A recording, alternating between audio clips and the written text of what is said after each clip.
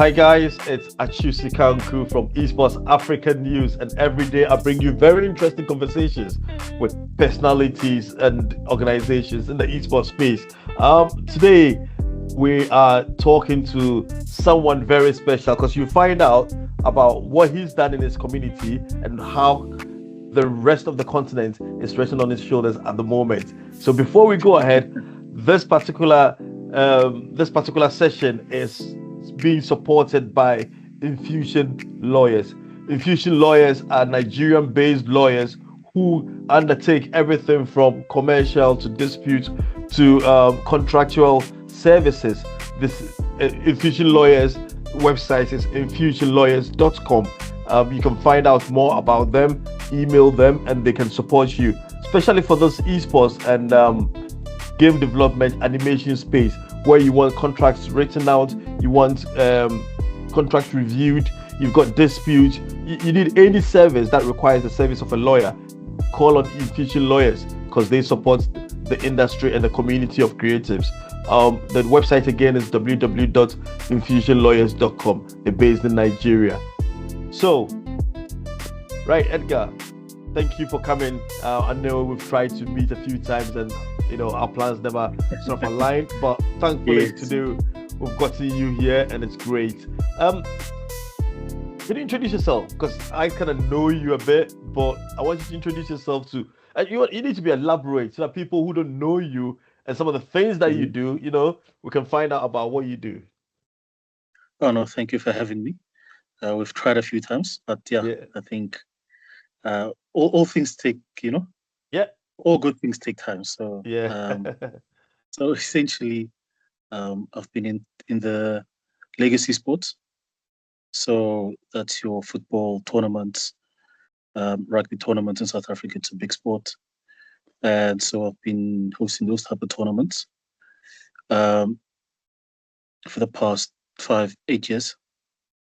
So essentially, that's the main sports that I kind of is my passion, So you're and proper then sportsman.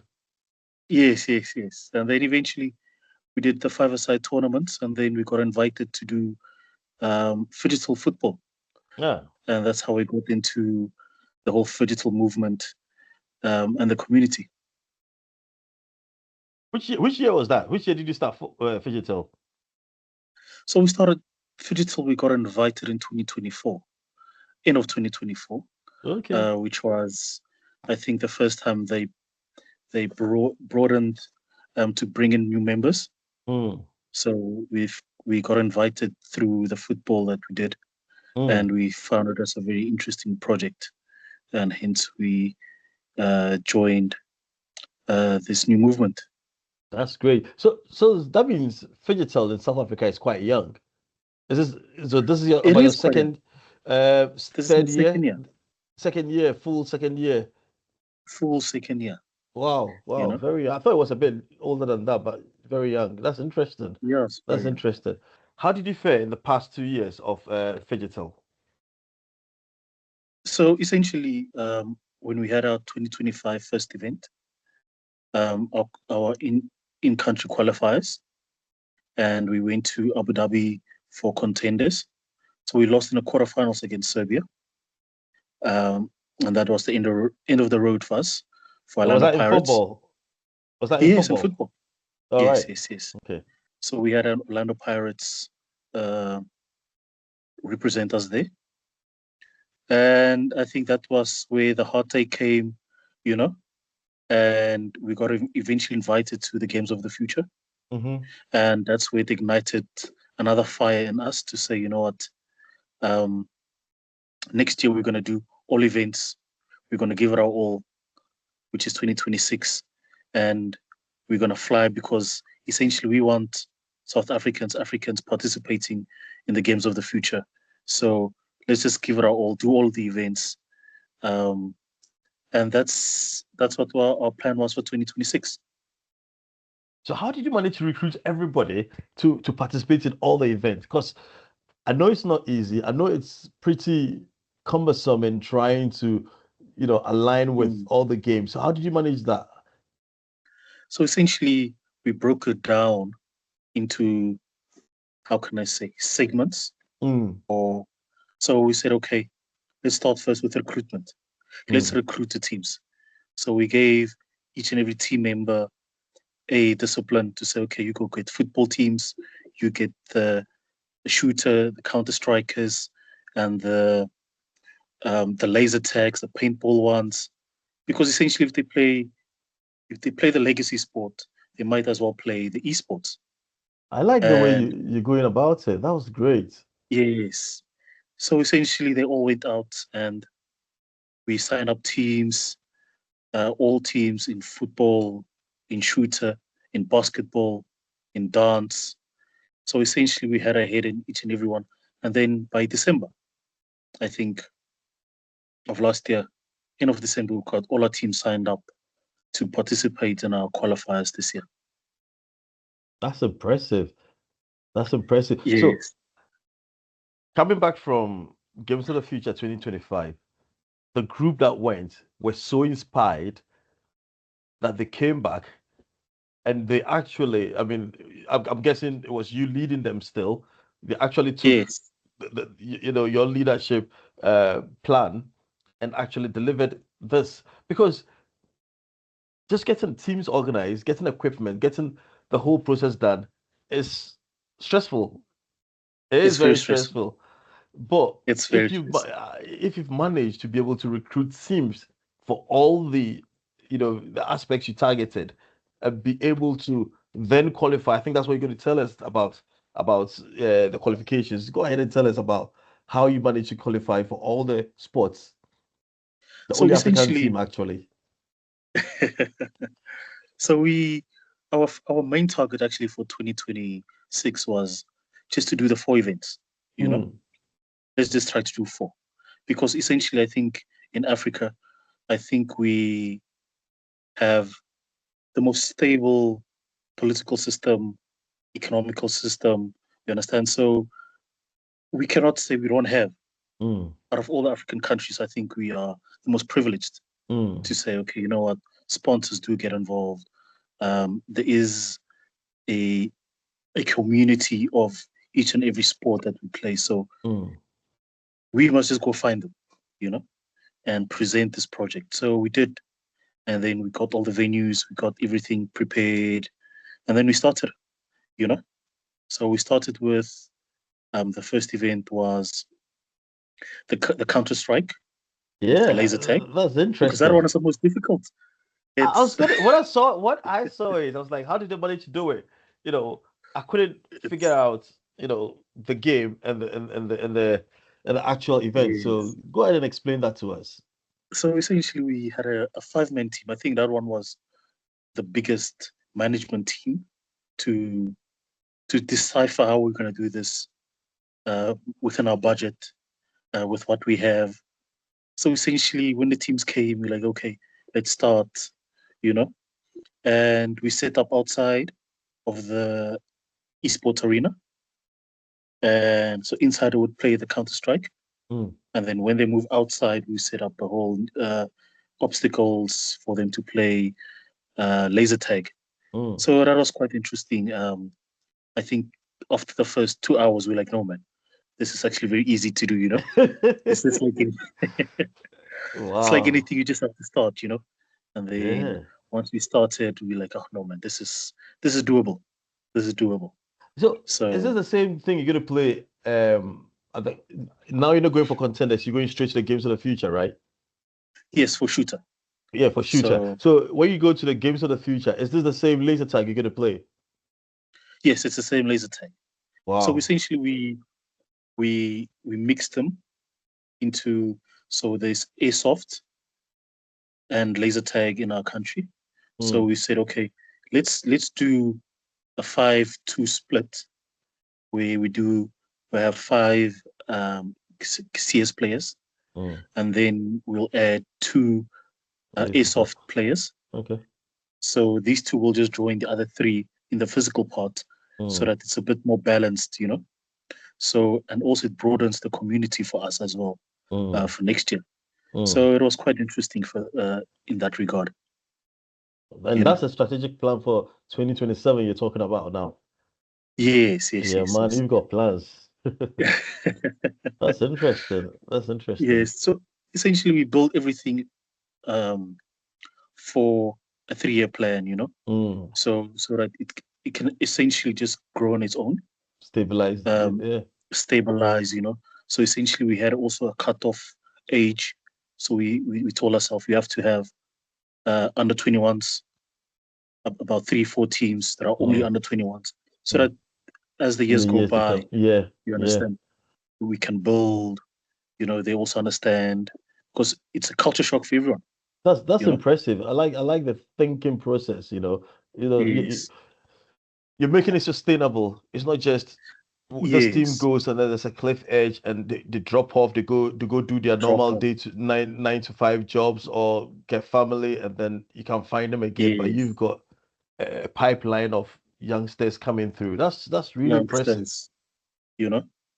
So I think that's the one thing we focused on as well, is beyond 2026 as well, not just for 2026. That's impressive. So you did. What about Just Dance? Talk us through Just Dance, because that would be an interesting one. I always tell people the most difficult discipline for us was dance. It was the most difficult one. Is it because it's not on piano? Yeah. Maybe because it's not a piano. If it was on piano, I think, Just Dance 2022 had a bit of Afrobeats in it. 2022 had one or two Afrobeat songs in it. But I guess this one didn't have any Afrobeat, so you kind of struggled to get the moves going. So I think for the dancers themselves, they're like, no, man, can't we do what we do in our culture, about piano, those things? Then I'm like, no, this is the requirements. We have to, So I always tell people, dance was the most difficult one out of all of them. Good. Are they all boys? No, there were girls as well. I thought girls would have done better with a switch, with a switch. But it can't be difficult, to be fair. Yeah, no, to be fair, it's quite difficult. Yeah. So we did that. So essentially, what we looked for was CV, So our biggest one was CV, and then also again age. So what's CV like? So we looked at dancer CV. Dance CV. Okay, someone who's already performs, who dances. Performs, who dances, who's got a profile. Okay. So we targeted about half of them to be prominent dancers, because it's new as well. So for them, it won't be as new. So then we targeted those ones 8, and then 8 youngsters, where 6 had to be women or girls, to participate in the Phygital dance. You were quite strategic in this. You proper planned. You proper had a good strategy with this. No wonder planned. No wonder South Africa was that successful. That's really impressive. Yeah, that's really impressive. So right. So you've done Phygital. So you've done Just Dance. You've done is it Counter-Strike? Yes. Yeah, and then you've done football. We did football. And then basketball. And then we did basketball as well. That's great. So you've got all 4 disciplines there. All 4 disciplines. Right. So we're happy with the teams that won actually as well. Yeah. So we are putting them through their paces, because to be ranked number 1, it's only good on paper. So now we have to go do the actual job. Are you ranked number 1 in Africa? I'm number 1 overall. Wow! Congratulations! That's really impressive. Yeah. Thank you. I think I missed that one, because I know when they brought out the rankings, I knew only South Africa was in all the sports, or majority of the sports, because none of the other African countries quite made it, because they've got to go to the contenders to try and get to the games of the future. So it was only South Africa I'd seen. I didn't realize you were number 1 in the world. You've got a lot of pressure now, because you carry the whole continent on your shoulders. That's impressive. Well done, and well done to your team too. Oh, thank you. I appreciate it. Yeah, that's nice. So what are you doing now, and how do you sort of see yourselves? What South Africa going to do at the Games of the Future? So essentially now, I've set a target now for the teams. So I need one to play in a final. So I told them one has to play in a final. That's my main objective. One of the four. One of the four has to play in a final. And it's my job now to get them as ready as they can be to play in a final. Um, so that's what I'm doing now to get them prepared. Um, Camps, training camps, whatever they need, I must provide, So that's our main target. How do you get support for this? So essentially, we had a small little sponsor to make it a little bit easier for us to do everything. Because I think 2025 in Abu Dhabi was a very good springboard for us to have a, how can I say, a proof of concept to take to a sponsor to say, hey, it is doable, it is a sport, it's new, it's exciting, and they came on board. All right. I mean, for what we're doing, I think it will be nice for Esports Africa News to support that sponsor who will then support you. So if you don't mind, you can mention the name of the sponsor. We will advertise them here for free. If you can mention their name and their website, we'll promote the sponsor on this clip. Oh yes, so it's Big Boy Scooters. So they provide delivery bikes in Gauteng. Right. What's their website? I would. You have to send that to me, and then I'll post it with this. Yeah, that's fine. Big Boy Scooters. Yes. Yeah.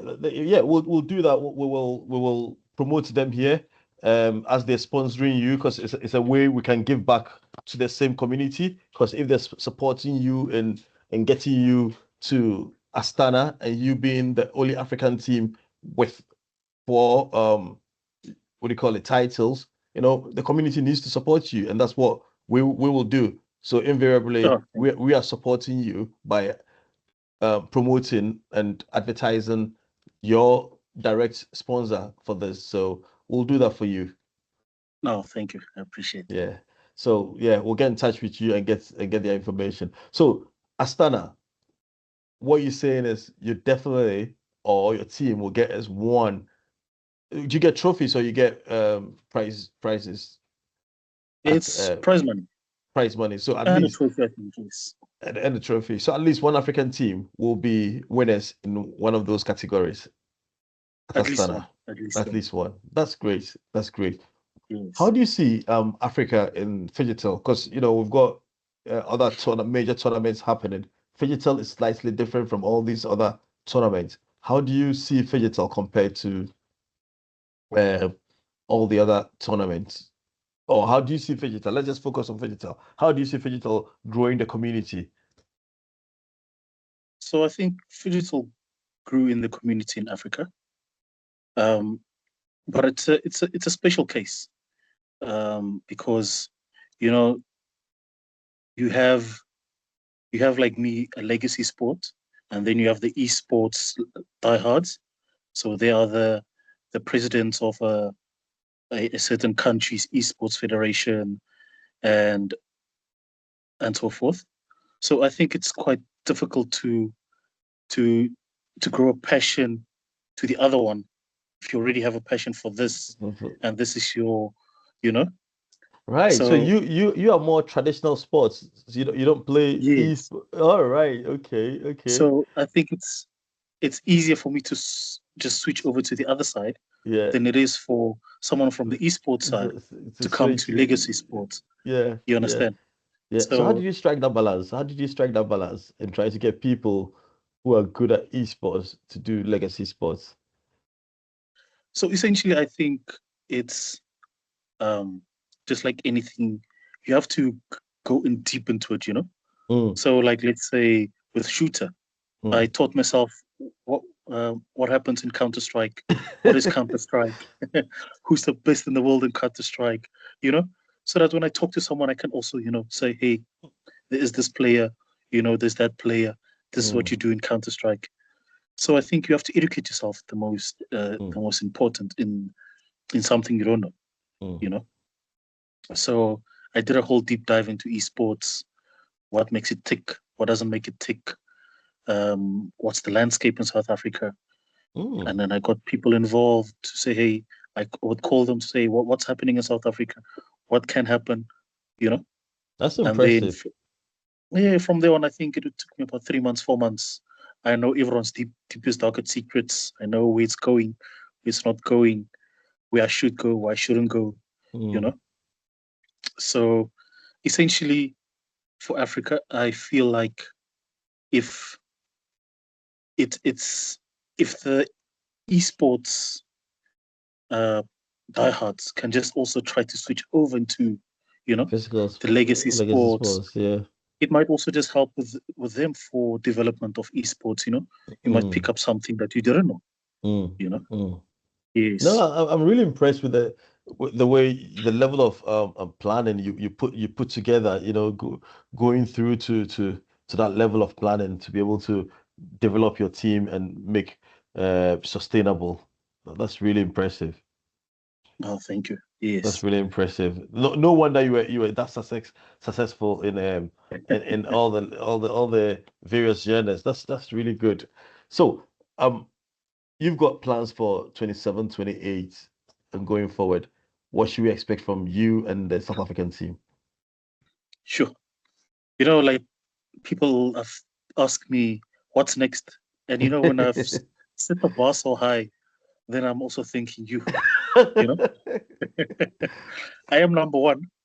So the only way there from there on is, it's either you drop a little bit down, So it's part of life, it's part of life. Yes.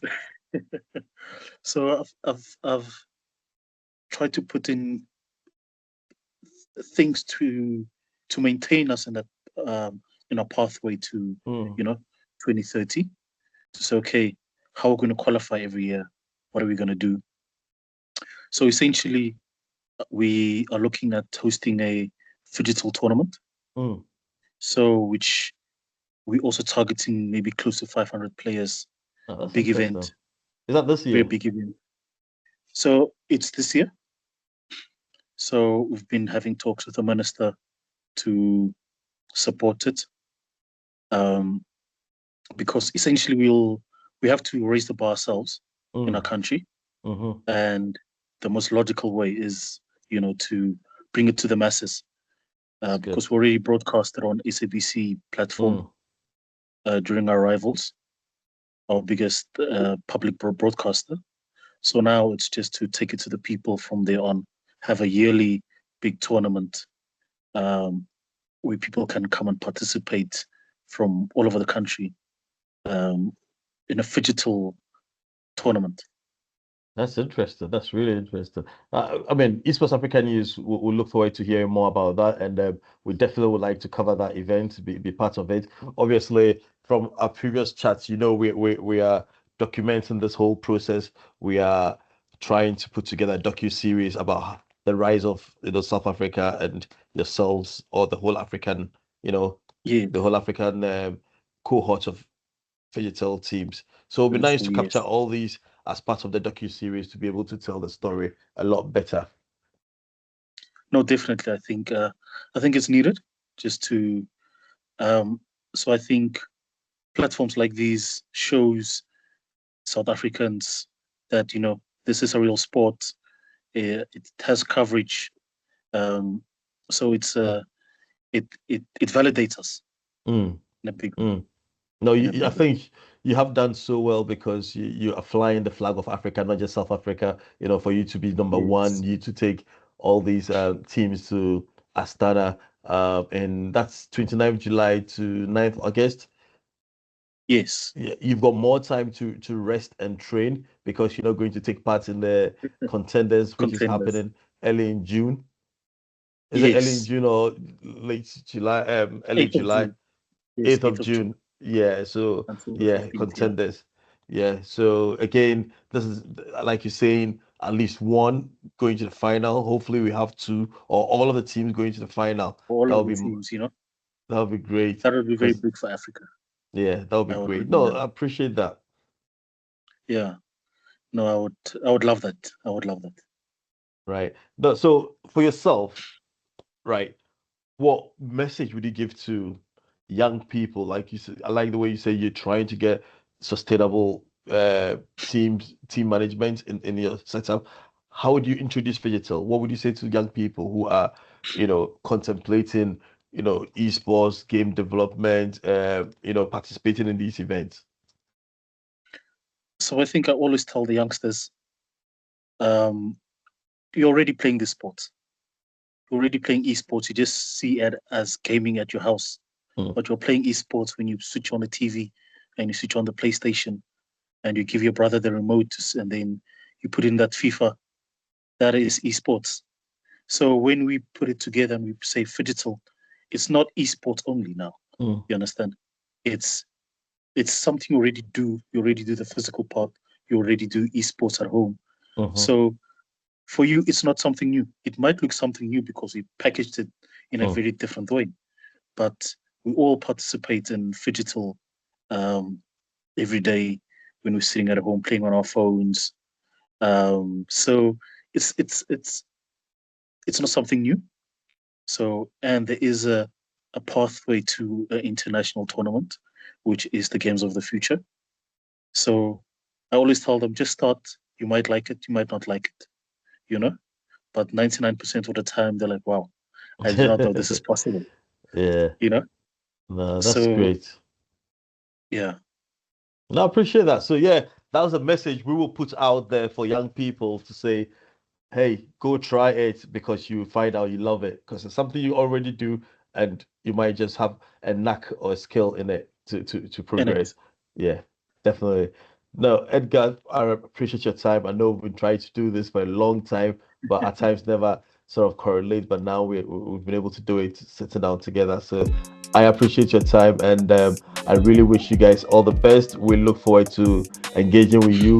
Esports Africa News will be in Astana for the Games of the Future, 29 July to 9th August. So I hope to meet you in person then when I come around. Oh, thank you so much for having us. It's been a pleasure. Thank you so much.